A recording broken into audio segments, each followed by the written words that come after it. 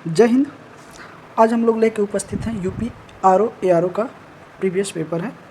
ठीक है, इसमें अगर हम लोग देखेंगे तो इसमें हम लोग क्या क्या कवर करेंगे, तो इसमें विश्व भूगोल, भारत का भूगोल, प्राकृतिक संसाधन तथा जनसंख्या एवं नगरीकरण का जो टॉपिक होता है, ये सारी चीज़ हम लोग इसमें कवर करेंगे। ठीक है, और ये जो है कि 2014 का, ठीक है, प्रारंभिक परीक्षा का क्वेश्चन है, इसमें सारे दिए हुए हैं। ठीक है, यूपी आरओ एआरओ का ये पेपर है। ठीक है, आइए ज़्यादा टाइम ना बर्बाद करते हुए हम लोग बढ़ते हैं अपने क्वेश्चन की तरफ। और ठीक है, तो ये सारी चीज़ें हम लोग शुरू करते हैं। और शुरू करने से पहले एक प्यारा सा कोटेशन है। किसी ने कहा है कि उम्र ने तलाशी ली तो जेब से कुछ लम्हे बरामद हुए। उम्र ने तलाशी ली तो जेब से लम्हे बरामद हुए, कुछ गम के थे, कुछ नम के थे, कुछ टूटे हुए मिले, बस कुछ ही सलामत मिले जो बचपन के थे। ठीक है, तो आजकल जो हम लोगों का जीवन शैली है, जिस पे हम लोग ढल गए हैं, हर एक व्यक्ति के जीवन में टाइम तो है ही नहीं, रेस लगी हुई है। हम लोग जितना जल्दी काम ख़त्म करना चाहते हैं, एक काम ख़त्म करते हैं, दूसरा काम हमारे ऊपर चला आता है, और उसके लिए हम लोगों ने अपनी ज़िंदगी को सिर्फ काम के लिए ही बना रखा है। क्योंकि जो हम लोगों ने एंजॉय किया था, या जो उम्र हमारे बचपन में जो हमारी उम्र बीती हुई है, वो अब ना आने वाला है जीवन में, ना हम उसकी उम्मीद कर सकते हैं कि वो जीवन आएगा कभी।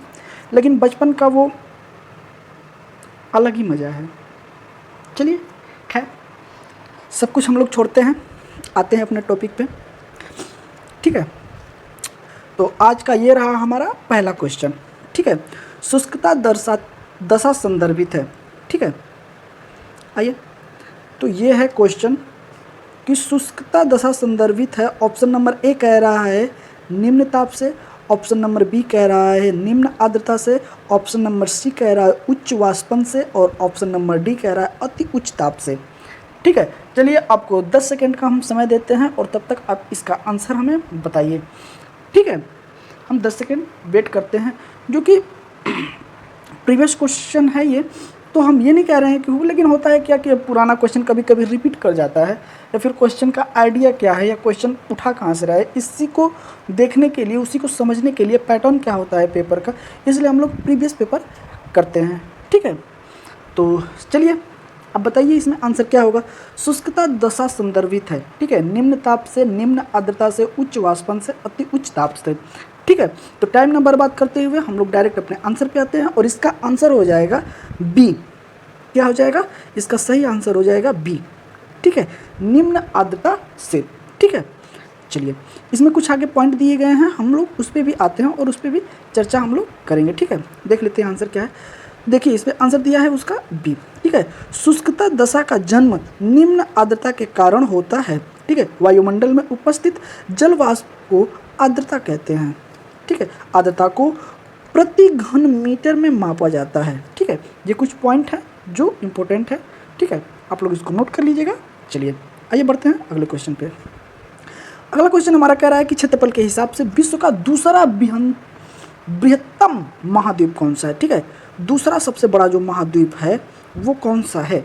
ऑप्शन नंबर ए कह रहा है कि एशिया, ऑप्शन नंबर बी कह रहा है दक्षिणी अमेरिका, ऑप्शन नंबर सी कह रहा है उत्तरी अमेरिका, ऑप्शन नंबर डी कह रहा है अफ्रीका।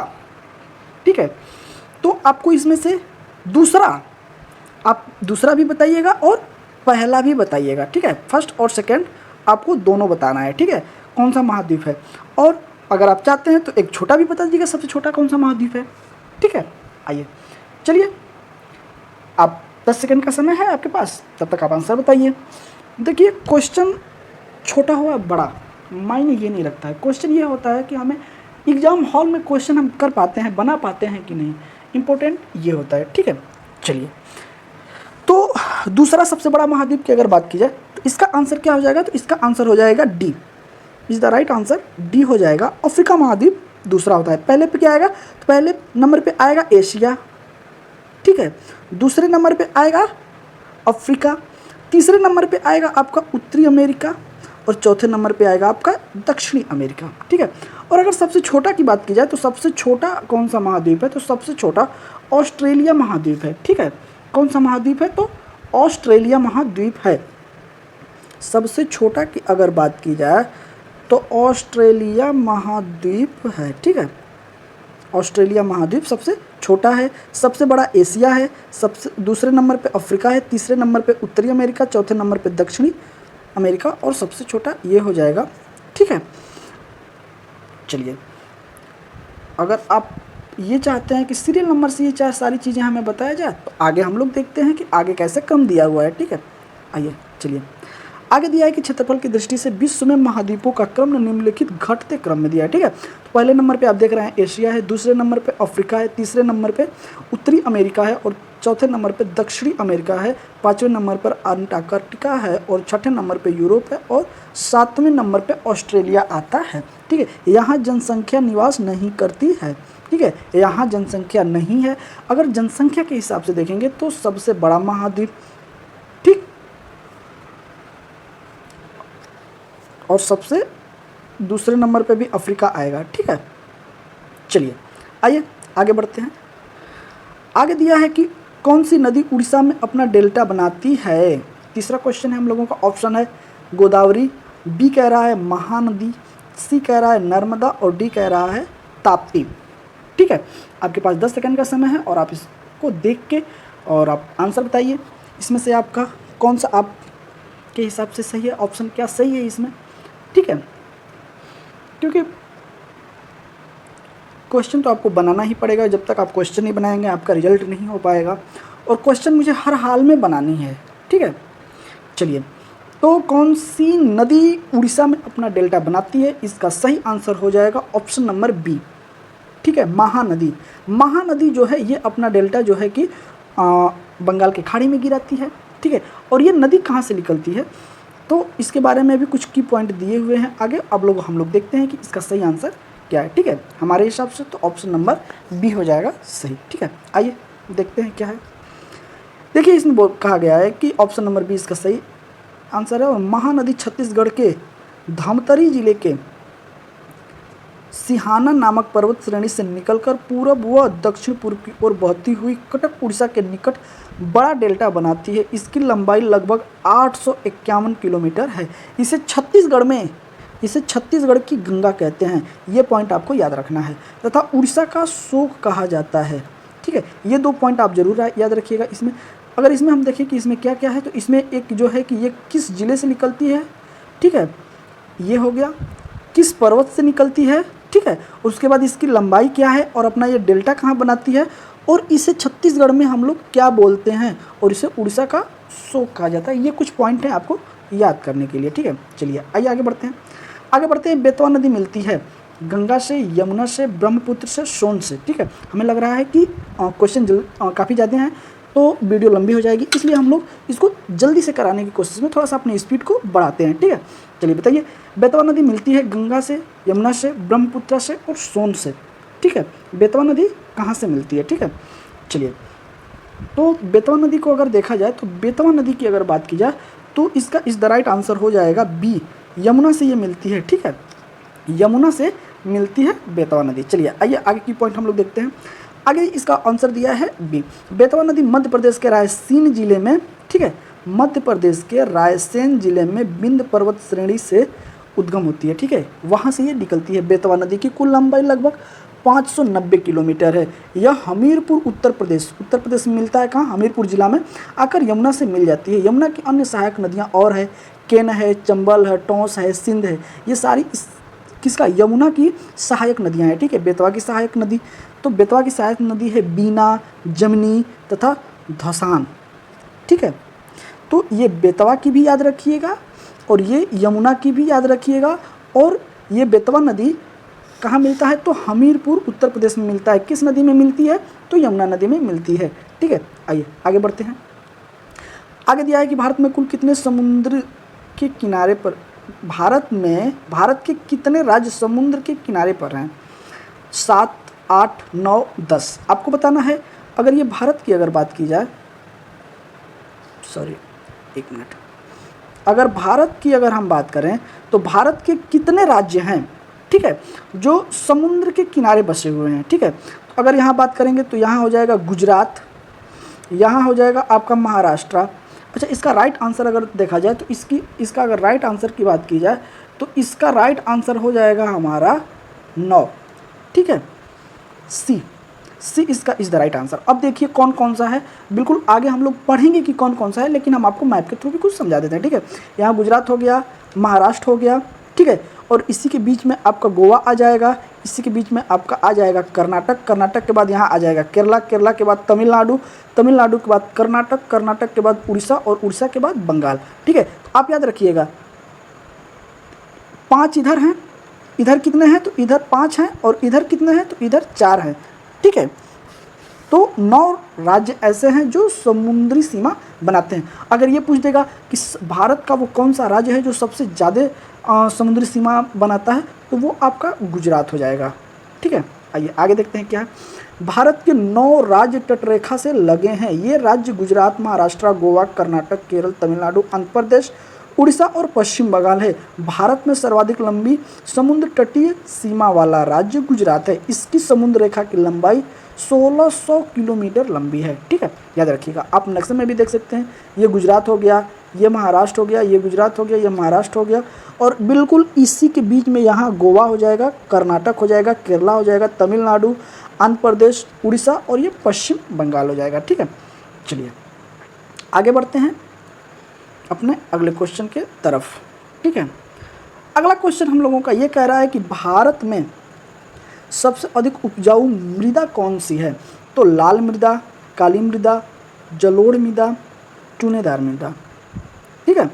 तो मृदा बताना है कि कौन सी उपजाऊ मृदा है, ठीक है। तो अगर इसमें अगर देखा जाए तो भारत में अगर सबसे उपजाऊ मृदा की अगर बात की जाए तो इसमें आ जाएगा जलोढ़ मृदा, ठीक है।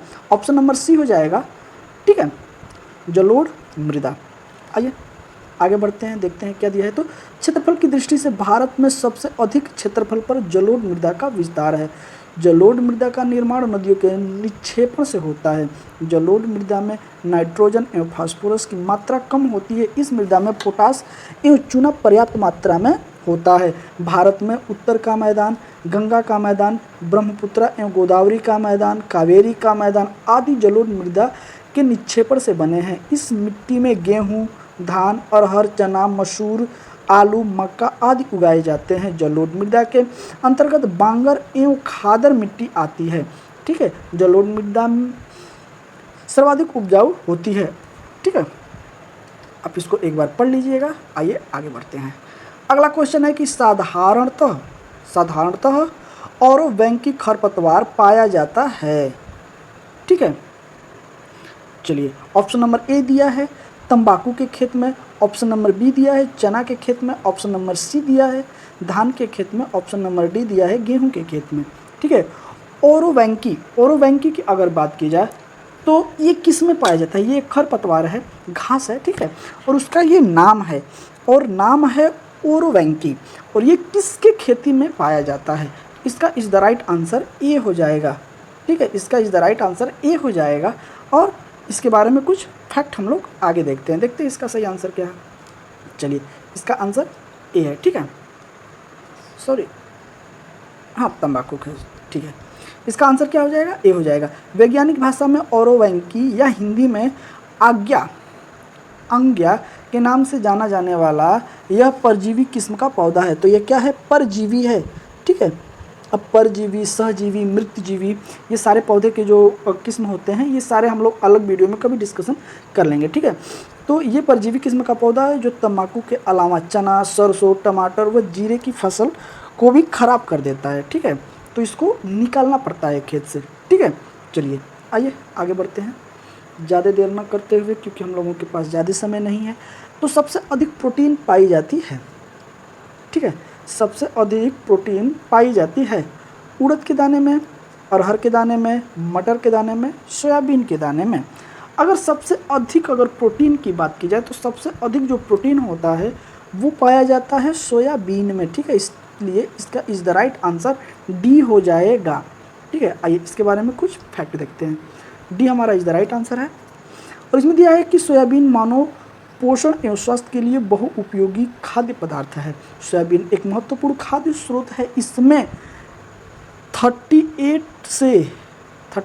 to 40% प्रोटीन होता है, 22% वसा होता है और 21% कार्बोहाइड्रेट होता है। ठीक है, सोयाबीन के एमिनो की संरचना पशु प्रोटीन के समकक्ष होती है। ठीक है, आइए आगे बढ़ते हैं। आगे दिया है हम लोगों का अगला क्वेश्चन है कि बासमती, ठीक है, बासमती चावल की रोपाई हेतु उपयुक्त बीज की दर क्या है? ठीक है, दर है 45 से 50 किलोग्राम हेक्टेयर, 28 से 30 किलोग्राम हेक्टेयर, 15 से 20 ग्राम प्रति हेक्टेयर और 5 से 10 किलोग्राम प्रति हेक्टेयर। ठीक, तो कितना बोया जाता है? तो अगर इसमें अगर बीज की दर की बात की जाए तो उस हिसाब से 15 से 20 हो जाएगा किलो प्रति ग्राम हेक्टेयर। इस तरह से इसका is the right answer C हो जाएगा। ठीक है, आइए देखते हैं आगे ऑप्शन क्या दिया है। आगे दिया है option number C, basmati Bharat में लंबे चावल की एक उत्कृष्ट किस्म है। ठीक है, वैज्ञानिक नाम अगर इसका बात किया जाए बासमती का ओराब्जा सैटिवा। ठीक है, ओराब्जा सैटिवा है। ठीक है, इसका वैज्ञानिक नाम। यह अपने खास स्वाद और मोहक खुशबू के लिए प्रसिद्ध है। भारत चावल की इस किस्म का विश्व में सबसे बड़ा उत्पादक और निर्यात दोनों है। ठीक है, भारत क्या करता है? सबसे ज़्यादा उत्पादन भी करता है और खा भी डालता है, दोनों है। सॉरी, निर्यात करता है। ठीक है, सबसे बड़ा उत्पादक है और निर्यात करता है। यह चावल दो प्रकार का होता है, श्वेत और भूरा। इसकी रोपाई हेतु उपयुक्त बीज दर 15 से 20 किलोग्राम प्रति हेक्टेयर होती है। ठीक है, आइए आगे बढ़ते हैं। चलिए आगे देखते हैं अगला क्वेश्चन हम लोगों का क्या है। तो अगला क्वेश्चन हम लोगों का है कि मुद्रा के अवमूल्यन का परिणाम है। ठीक है, ऑप्शन नंबर ए कह रहा है कि देश में आयात एवं निर्यातों को बढ़ाना। ऑप्शन नंबर बी कह रहा है कि देश में आयात और निर्यातों को घटाना। ऑप्शन नंबर सी कह रहा है कि देश में निर्यातों को बढ़ाना और आयातों का घटाना। और ऑप्शन नंबर डी कह रहा है देश में आयातों का बढ़ाना और निर्यातों को घटाना। ठीक है, तो अब आप इसमें बताएंगे इसका सही आंसर क्या होगा। ठीक है, अगर मुद्रा के अवमूल्यन का परिणाम की अगर बात की जाए तो इस हिसाब से इसका इज द राइट आंसर क्या हो जाएगा? तो हो जाएगा सी। ठीक है, इसका is the right answer C हो जाएगा।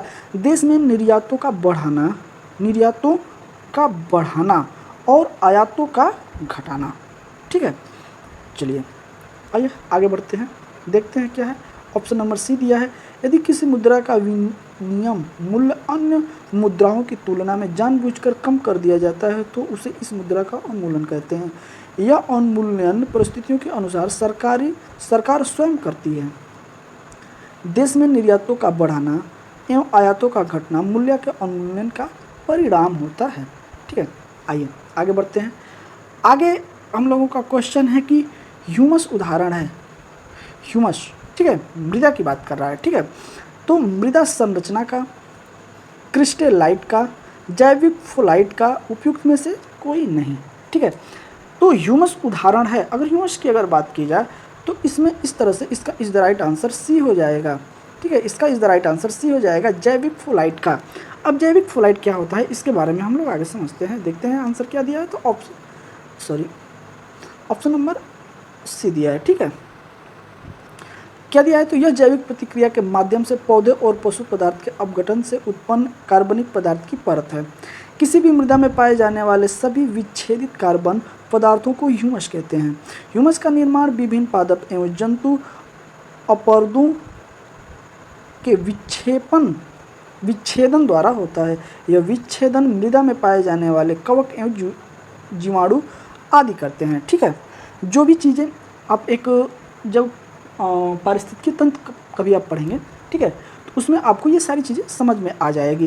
क्या होता है कि पहले कोई चीज़ उत्पादन होता है तो वो उत्पाद है, फिर उसको उपभोक्ता लेता है कोई, फिर उसको द्वितीय, फिर उसको तृतीय करते करते ये चला जाएगा किसके पास? सर्वहारी के पास। फिर वहाँ से ये मान लीजिए कोई चीज़ है वो मिट्टी में आया सड़न गलन के साथ, तो वो फिर मिट्टी के साथ मिल जाता है और जो ऊपरी परत होती है उसका, उसी को हम लोग ह्यूमस कहते हैं। उसी में जो क्या होता है कि सिर्फ सबसे अच्छी फसल की अगर बात की जाए तो उसी में वो तैयार होती है। ठीक है, तो ये सारी चीज़ें आप लोग समझ रहे हैं। चलिए आगे बढ़ते हैं।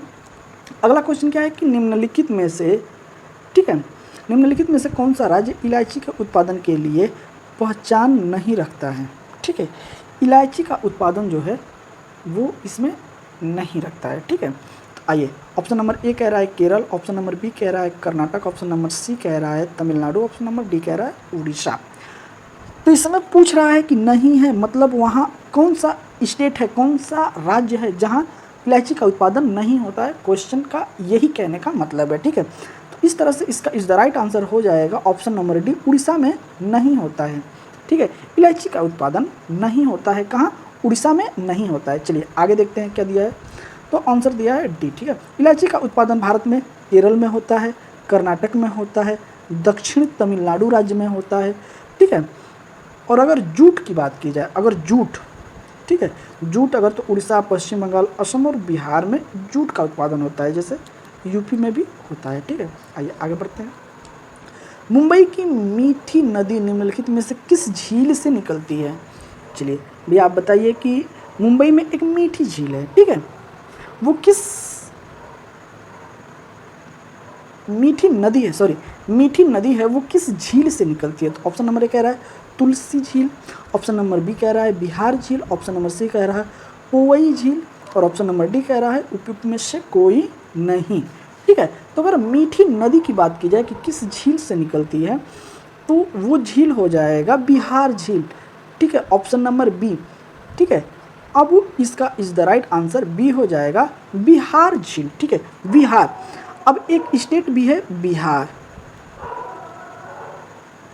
ठीक है, तो बिहार एक स्टेट है लेकिन बिहार है ये। ठीक है, आइए आगे बढ़ते हैं, देखते हैं क्या दिया है। तो हमारा is the right answer B है। मीठी नदी का उद्गम स्थल मुंबई के गोरेगांव पूर्वी क्षेत्र के ओरे कॉलोनी में स्थित है। प्रारंभ में मीठी नदी बिहार झील से पानी प्राप्त करती है और 2 किलोमीटर के प्रवाह के बाद इनमें पोवई झील का पानी मिल जाता है। यह नदी अंत में माहिम क्रिक में मिल जाती है। इस नदी की कुल लंबाई 18 किलोमीटर है।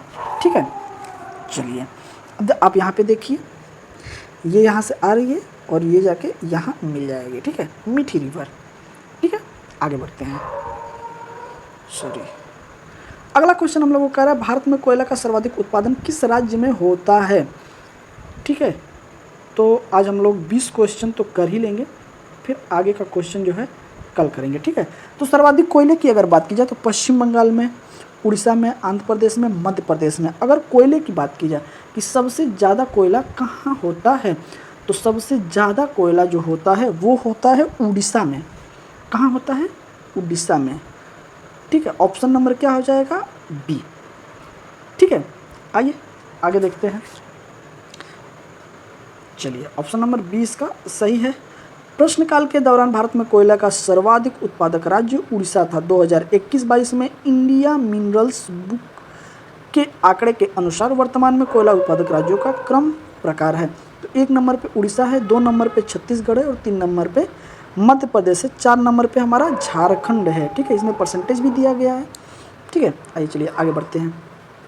तो ये दिया है कोल, देखिए ये रिपोर्ट थी। ठीक है, कोल रिजर्व इंडिया। ठीक है, state in India with the largest coal reserve. ठीक है, percentage share of India total reserves. ठीक है, अगर इसमें आप देखेंगे तो झारखंड, उड़ीसा, छत्तीसगढ़, वेस्ट बंगाल और मध्य प्रदेश का इसमें बात किया गया है। ठीक है, अगर biggest coal reserve in world की अगर बात करेंगे तो इसमें यूएसए आ जाएगा, 1 नंबर पे रसिया आएगा, 2 नंबर पे ऑस्ट्रेलिया आएगा, 3 नंबर पे चाइना आएगा, कितने पे? 4 नंबर पे। उसके बाद आएगा हमारा इंडिया। ठीक है, चलिए आइए आगे बढ़ते हैं। आगे दिया है कि Hazira Bijapur Jagdishpur VHJ gas pipeline निम्नलिखित में से किस प्राधिकरण द्वारा निर्मित की गई है?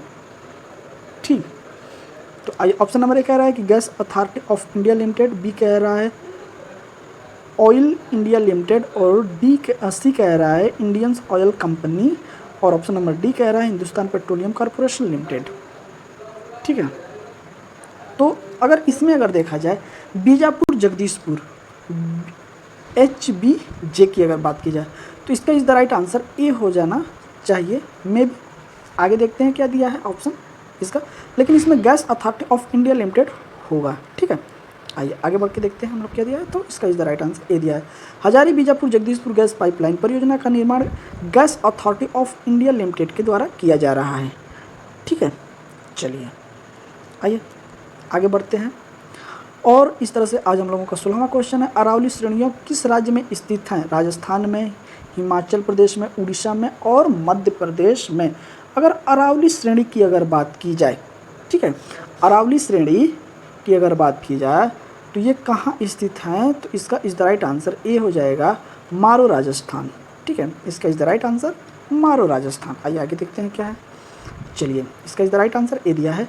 अरावली पर्वत श्रेणी गुजरात के पालनपुर से लेकर, कहाँ से?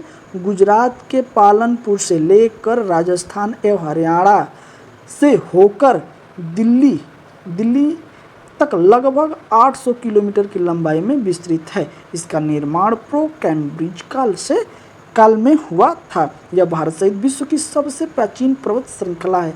भारत की नहीं वरन विश्व की सबसे पुरानी श्रृंखला है। ठीक है, पर्वत श्रृंखला है। अगर इसकी सबसे ऊंची चोटी की अगर बात की जाए तो वो क्या है? गुरु शिखर है, जिसकी लंबाई 1722 मीटर है, जो माउंट आबू में स्थित है। तो ये कहाँ है? तो ये राजस्थान में, और राजस्थान के राजसमंद जिले में स्थित है। ठीक है, तो सबसे गुजरात से लेकर दिल्ली तक की जाती है। अगर राष्ट्रपति की अगर बात की जाए तो राष्ट्रपति भवन जो है वो रायसीन हिल्स पे बना हुआ है। ठीक है, और वहाँ से लेके दिल्ली में रायसीन हिल्स जो है राष्ट्रपति भवन, वो इसी के ऊपर बना हुआ है। ठीक, आइए आगे बढ़ते हैं। अगला क्वेश्चन हम लोगों का दिया है कि निम्नलिखित में से किस महाद्वीप में उष्णकटिबंधीय पर्णपाती वनों का विस्तार अधिक है? ठीक है, किस महाद्वीप में उष्णकटिबंधीय पर्णपाती वनों का विस्तार अधिक है? ऑप्शन नंबर ए कह रहा है अफ्रीका, ऑप्शन नंबर बी कह रहा है एशिया, ऑप्शन नंबर सी कह रहा है ऑस्ट्रेलिया और ऑप्शन नंबर डी कह रहा है दक्षिणी अमेरिका। ठीक है, अगर उष्णकटिबंधीय वन और पर्णपाती वन की अगर बात की जाए, ठीक है, तो उस हिसाब से इसका इज द राइट आंसर हो जाएगा ऑप्शन नंबर बी। क्या हो जाएगा? ऑप्शन नंबर बी हो जाएगा। ठीक है, आइए आगे देखते हैं क्या दिया है। चलिए, ऑप्शन नंबर बी दिया है, एशिया महाद्वीप में पर्णपाती वन का विस्तार पाया जाता है। ठीक है, हम लोग क्या लगाए हैं? एक मिनट, सॉरी बी, एशिया। ठीक है, Asia is the right answer. ठीक है, आइए देखते हैं क्या है। तो एशिया महाद्वीप में पर्णपाती वन का विस्तार सर्वाधिक विस्तार पाया जाता है। गर्मी के आरंभ से ही अपनी पत्तियां गिरा देते हैं। ठीक है, जो कि इस समय प्रेजेंट टाइम में वही मौसम चल रहा है। गर्मी का सीजन बिल्कुल स्टार्ट हुआ है और जिस भी आप पेड़ को देखेंगे, जिस भी पौधे को आप देखेंगे, वो अपनी पुरानी पत्तियों को क्या करता है? गिरा देगा। ठीक है, इसीलिए इन्हें पतझड़ वाले वन भी कहते हैं, मानसूनी वन भी कहते हैं। ठीक है, ये वृक्ष अधिक लंबे तथा सपन नहीं होते हैं। इनमें साल, सगीन, शीशम, चंदन, आंवला, महुआ इत्यादि आते हैं। इन गिनों की लकड़ी गनों की जगह बनो होगा। ठीक है, बनों की लकड़ी जो होती है मुलायम, मजबूत और टिकाऊ होती है।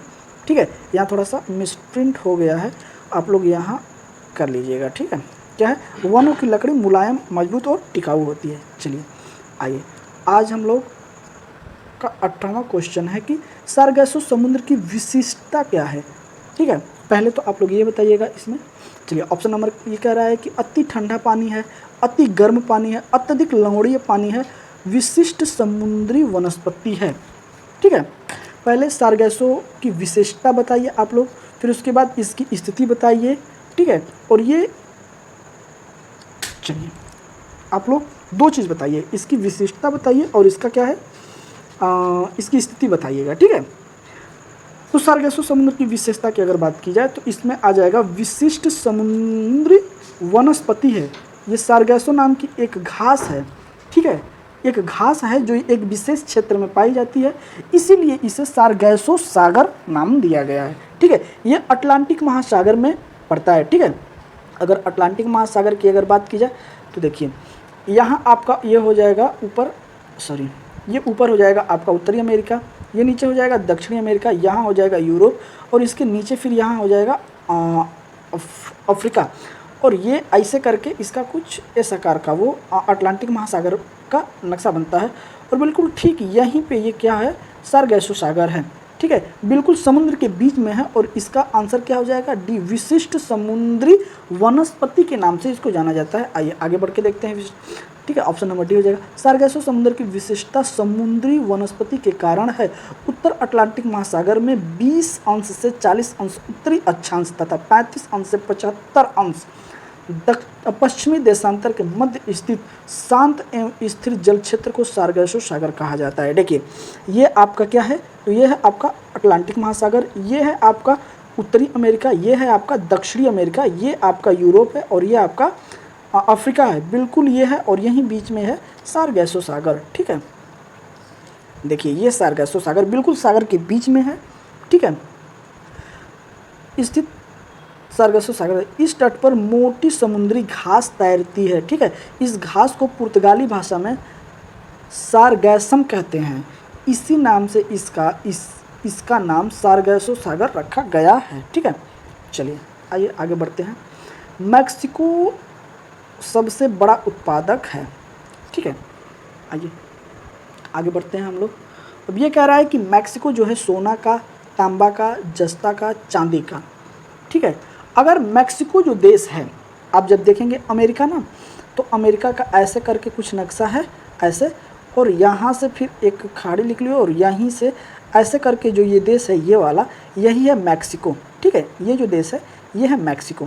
ठीक है, चलिए, तो मैक्सिको में सबसे ज़्यादा उत्पादन किस चीज़ का होता है, तो इसका इज द राइट आंसर हो जाएगा डी, चांदी का सबसे ज़्यादा उत्पादन ये करता है, चांदी का। ठीक है, आइए option number D, mineral commodity summaries 2023 के आंकड़ों के अनुसार मैक्सिको 22.825, ठीक है, चांदी का सबसे बड़ा उत्पादक देश है। क्रमशः की अगर बात की जाए तो फिर चाइना आएगा, फिर उसके बाद पेरू आएगा, और सोने का सबसे बड़ा उत्पादक देश चीन है तथा तांबे का सबसे बड़ा उत्पादक देश चिली है। ठीक है, चिली बिल्कुल दक्षिणी अमेरिका का वो देश है, ऐसे करके बिल्कुल चिली पतला सा देश है। ठीक है, तो तांबा यहाँ होता है, सोना चाइना में होता है, और मैक्सिको में क्या होता है, तो चांदी होता है। ठीक है, चलिए आइए, इस सेशन का हम लोगों का ये लास्ट क्वेश्चन है। ठीक है, आप लोग बताइए निम्नलिखित में से कौन सा नगर सुपीरियर झील पर स्थित है, शिकागो, बफेलो, डेट्राइट, डुलूथ। ठीक है, अब आप लोग बताइए कि सुपीरियर लेक जो है, ठीक है, अगर सुपीरियर लेक की अगर बात की जाए तो जो महान झील होते हैं उनमें से ये एक है। ठीक है, और उस पे जो झील में जो नगर स्थित है किनारे पे, वो कौन सा नगर है, शिकागो है, बफेलो है, डेट्राइट है और डुलूथ है। ठीक है, डुलूथ है। तो इस तरह से इसका is the right answer D हो जाएगा। ठीक है, डुलूथ है। ठीक है, आइए आगे देखते हैं क्या है इसका। आगे देखिए, ऑप्शन नंबर डी इसका सही है। दिया है कि विश्व का सबसे बड़े ताजे पानी की झील सुपीरियर झील है, जो कनाडा और संयुक्त राज्य अमेरिका के मध्य स्थित है। 5 महान झीलों में से एक है। प्रश्नगत विकल्प में से डुलूथ इस झील पर स्थित है। ठीक है, आप देखिए superior lake, Michigan, Huron, eerie, Ontario, ये 5 महान झीलें हैं। अगर इसमें और ये पूरा का पूरा ये जो है और ये 4 झीलें हैं जो ना ये बॉर्डर साझा करती हैं। लेकिन अगर मिशिगन की अगर बात की जाए तो ये पूरी तरीके से अमेरिका में पड़ेगी। ठीक है, ये पूरी तरीके से अमेरिका में पड़ेगी। सुपीरियर लेक, फिर उसके बाद मिशिगन, ह्यूरॉन, ईरी, फिर ओंटारियो। ठीक है, और ये है ओटावा। ठीक है, अब आप इसमें देखेंगे तो बहुत सारे, मैं कभी मैपिंग का क्लास लेके आऊँगा तो उसमें आप लोगों को विस्तार से इस पर चर्चा की जाएगी। तो इसमें बहुत सारे क्वेश्चन हैं, मैं ऐसे ही क्वेश्चन आप लोगों को कराता रहूँगा। ठीक है, अभी इसका पार्ट इसका 1 है, पार्ट इसका 1 है। ठीक है, इसका पार्ट 1 है, अगले दिन इसका पार्ट 2 आएगा। ठीक है, ये 1 है और ये 2 जल्दी ही आएगा। अभी हम लोगों ने इसमें 20 क्वेश्चंस किए हैं। ठीक है, अगले दिन 21 क्वेश्चन से फिर से स्टार्ट हम लोग करेंगे। ठीक है, चलिए आप लोग बिल्कुल बताइएगा कमेंट करके कि आप लोग इसमें कितना सही किए हैं। ठीक है, चलिए तो आज का सेशन हम यहीं समाप्त करते हैं। ठीक है, तो आप लोग ज़रूर कमेंट करके बताइएगा आप लोगों का कितना सही गया है, ठीक है। और ख़त्म करने से पहले आप लोगों को एक प्यारा सा कोटेशन है, ठीक है। किसी ने कहा है कि तुम्हारा सिर्फ हवाओं पे शक गया होगा। क्या है? तुम्हारा सिर्फ हवाओं पे शक गया होगा, चिराग खुद भी तो जल जल के थक गया होगा, ठीक है। तो एक ही की गलती नहीं होती है, हमें कोई गलती नहीं करना है, गलती तो हमें करना ही नहीं है, लेकिन गलती अगर करेंगे नहीं तो सीखेंगे कहाँ से। लेकिन गलती जान के नहीं करना है, अगर गलती होती है तो उसे हमें ठीक करना है, ठीक है। उससे हमें भागना नहीं है, उसको हमें मैनेज करके बिल्कुल सही सलामत करके अच्छे से उसको ठीक करना है, ठीक है। चलिए, अगर सिर्फ हम हवाओं पे शक करते हैं तो ये भी, अगर दिया हमने जला रखा है, सिर्फ हवाओं पे शक करने से तो काम नहीं चलेगा। ये भी तो हो सकता है तेल ही ख़त्म हो गया हो, ठीक है। चिराग खुद भी तो जल जल के थक गया होगा, क्योंकि तेल अगर उसमें हम सही से नहीं डालेंगे, या कोई पौधा ही लगा रहे हैं, अगर उसे हम देखभाल नहीं करेंगे तो एक समय आएगा कि वो बर्बाद हो जाएगा। इसलिए हमें रुकना, और बीच में हम लोग जो कहते हैं ना कि हमें कोई रोक रहा है, आप यकीन मानिएगा जाके उस फूल को देखिएगा जिस फूल की सेवा माली नहीं करता, उसे लोग पैरों तले रौंद देते हैं, ठीक है। तो रोकना हमारे जीवन में बड़ा अच्छा विकल्प होता है। खैर चलिए, वीडियो लंबी हो चुकी है, मिलते हैं फिर हम लोग अगले सेशन में, तब तक के लिए जय हिंद।